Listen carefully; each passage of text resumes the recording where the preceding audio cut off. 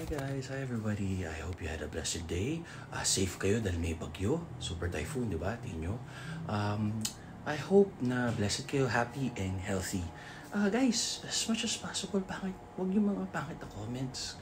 Like for example, huwag ka na mag-rap, huwag ka na ganito, mag-advise. Parang bakit inaano nyo yung kaligayahan ko or source of income ko? May mga other sources of income.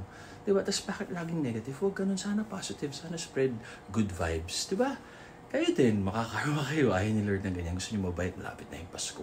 So, Burr months na. Season of giving and loving and sharing. Pero kung ako sa inyo, hindi lang sa Pasko tayo mamimigay at magiging mabuting tao. Dapat araw-araw nabubuhay tayo. At ipakita natin sa mga mahal natin sa buhay, mga importanteng tao. Para kung pumanaw man tayo o sila, at least nabigay natin lahat ng attention at love natin. Just sharing, tama kayo? Tama kayo? Mali kami. We're not your doctors?